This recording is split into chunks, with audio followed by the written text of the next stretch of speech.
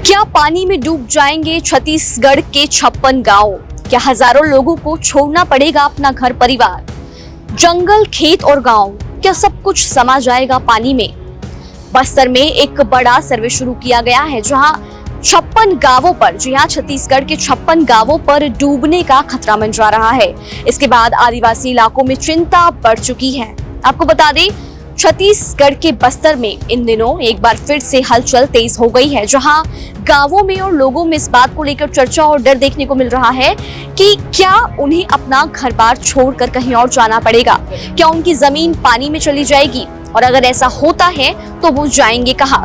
दरअसल 40 साल पहले एक प्रोजेक्ट शुरू हुआ था जिसने बस्तर के कई गांवों में डर फैला दिया था।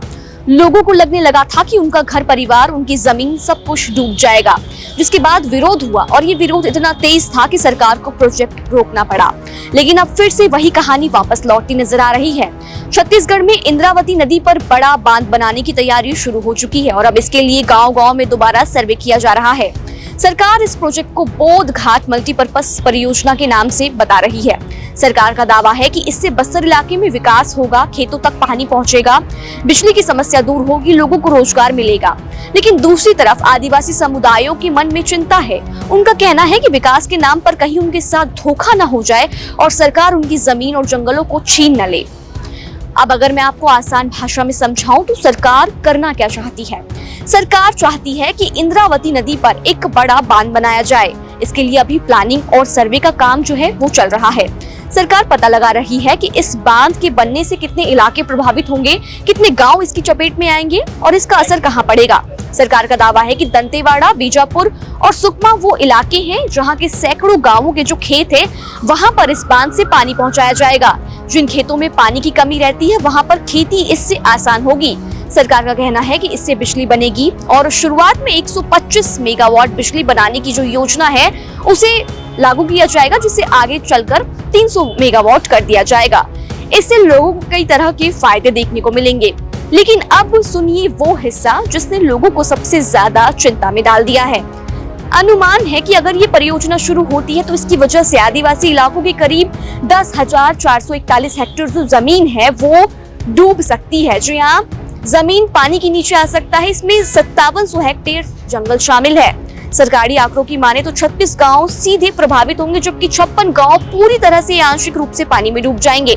इतना ही नहीं, करीब 200 गांवों पर इसका असर देखने को मिलेगा। अब सरकार ने ये साफ नहीं किया है कि आखिर कितने परिवारों को हटाने की जरूरत पड़ेगी, लेकिन आशंका जताई जा रही है कि हजारों परिवारों को, कई लोगों को अपना घर छोड़कर जाना पड़ेगा। एक तरफ कुछ इलाकों तक पानी पहुंचाने की बात हो रही है तो वहीं दूसरी तरफ कई लोगों को अपना घर छोड़ने का डर सता रहा है।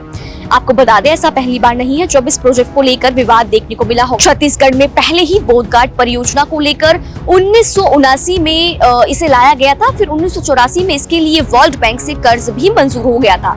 लेकिन जैसे जैसे लोगों को पता चला कि गांव डूब सकता है इससे, तो विरोध शुरू हो गया। लोगों का कहना था कि लोग जब जाएंगे तो जंगल खत्म हो जाएंगे, लोगों की रोजी रोटी पर असर पड़ेगा। ये विरोध इतना ज्यादा बढ़ा कि आखिरकार साल 1987 में इस परियोजना को रोक दिया गया। इसके बाद 2020 में इसे दोबारा शुरू करने की कोशिश की गई और अब एक बार फिर साल 2026 में सर्वे का काम शुरू किया गया है। अब इसे लेकर स्थानीय लोगों का क्या कहना है वो भी जान लेते हैं। आपको बता दें, मीडिया रिपोर्ट्स के मुताबिक सर्व आदिवासी समाज के अध्यक्ष हैं एक सुरेश शर्मा। इनका कहना है कि अभी तक ये साफ नहीं हो पाया कि जिन लोगों को हटाया जाएगा उन्हें कहां बसाया जाएगा। वहीं गांव के जो ग्रामीण हैं उनका आरोप है कि मार्च महीने में तेलंगाना से आई एक टीम ने एक सर्वे किया था बाढ़ और सड़क के नाम पर, लेकिन जब गांव वालों ने विरोध किया तो टीम को वापस लौटना पड़ा। इसी बीच जो लोग हैं, लोगों में से लेकर काफी ज्यादा डर देखने को मिल रहा है। सामाजिक कार्यकर्ता हो, उन्होंने भी सवाल उठाए हैं। उनका कहना है कि ये जो इलाका है संविधान की 5वीं अनुसूची के तहत आता है। ऐसे इलाकों में ग्राम सभा की अनुमति के बिना कोई प्रोजेक्ट शुरू नहीं किया जा सकता। उनका आरोप है कि लोगों की सहमति के बिना सर्वे शुरू किया गया है।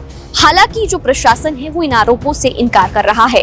इसे लेकर दंतेवाड़ा के कलेक्टर देवेश ध्रुव का कहना है कि उन्हें किसी विरोध की जानकारी नहीं मिली है। उनके मुताबिक जो ये परियोजना है ये बस्तर के विकास और लोगों के कल्याण के लिए लाई जा रही है। सरकार का दावा है कि इससे किसानों को सिंचाई मिलेगी, रोजगार मिलेगा और लोगों को खेतों के लिए पानी मिलेगा। लेकिन सबसे बड़ा सवाल ये है कि क्या विकास के नाम पर गाँव की पहचान बदल दी जाएगी? क्या जिन लोगों की जमीनें छीनी जाएगी, उन्हें मुआवजा या नया ठिकाना दिया जाएगा? क्या बस्तर के लोग इस प्रोजेक्ट को स्वीकार करेंगे या एक बार फिर से अब इसका भारी विरोध देखने को मिलेगा? आपको बता दें, सर्वे तो शुरू हो गया है और बस्तर की गांवों में भी इसे लेकर काफी ज्यादा चिंता देखने को मिल रही है।